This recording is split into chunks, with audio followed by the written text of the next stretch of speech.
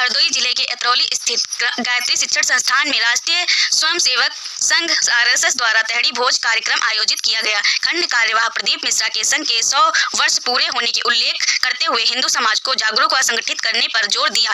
जिला संघ चालक गया जयप्रकाश ने संघ के सामाजिक, सांस्कृतिक व पर्यावरणीय कार्यों की जानकारी दी। जिला संघ संचालक शिव किशोर ने युवा पीढ़ी में संस्कार व अनुशासन विकसित करने की आवश्यकता बताई। खंड पर्यावरण प्रमुख अनुज कुमार ने पर्यावरण संरक्षण पर जोर दिया। कार्यक्रम में स्वयं सेवकों व ग्रामीणों में तहरी भोज का आनंद लिया। स्वागत है। ये जो तहरी भोज हुई है अभी, ये किस उद्देश्य से हुई है और संघ का जो विस्तार हो रहा है हरदोई में, ये किस तरीके से हो रहा है? सबसे पहले अपना नाम बता दीजिए। मैं प्रदीप, खंड कारवा भरावन, राष्ट्रीय स्वयंसेवक संघ, ये जिला संडीला है। आरएसएस की जो गतिविधि है उसके हिसाब से, वैसे हमारा प्रशासनिक जिला जो है हरदोई है, संघ की दृष्टि से संडीला जिला है और उसका एक खंड है भरावन, उसका मैं कारवा हूँ। और संघ जो है 6 उत्सव अपने मनाता है जी। 6 उत्सव में मकर संक्रांति का उत्सव होता है जी। तो इधर बसंत भी आ गया है और मकर का समापन है, बसंत का आगमन है जी है।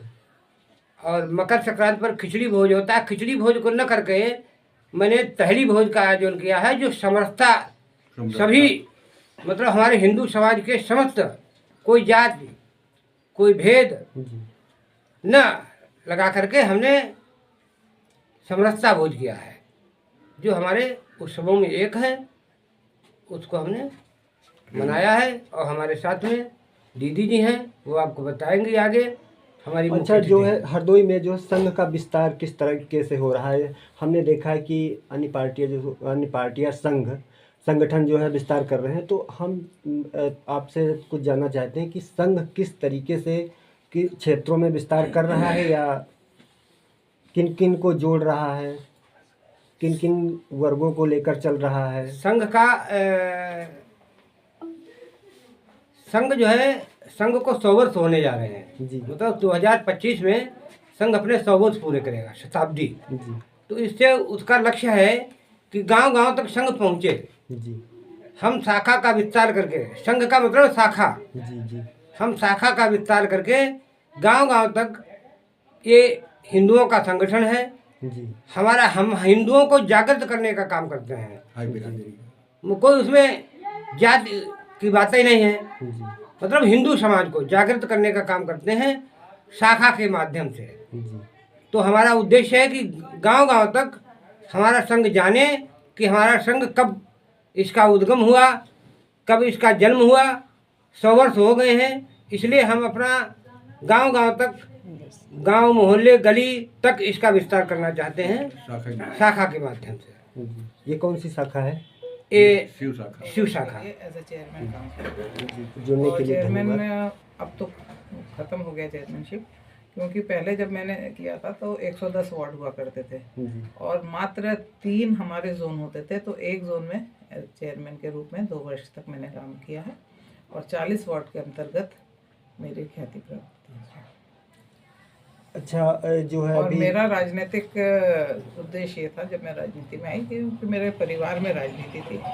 मैं गंगा भगत सिंह जी, शारदा भगत सिंह जी की पोती बहू हूँ और मेरा राजनीति में आने का उद्देश्य ही ये था, क्योंकि जब 33% का हमारे ज़माने में ही 95 में ही ये आंदोलन शुरू हुआ था, परिवार को लगता था कि अब अगर महिला सीट हो जाएगी तो कौन लड़ेगा, उसी उद्देश्य के तहत। और मेरा बचपन से भी राजनीति में थोड़ा इंटरेस्ट था, जबकि मैं बेटी तो चीफ इंजीनियर की हूँ और बहू भी चीफ इंजीनियर की हूँ, पर परिवार में ऐसे आई थी तो मेरा इंटरेस्ट देखने के बाद परिवारों को लगा कि इसको डालना चाहिए राजनीति में।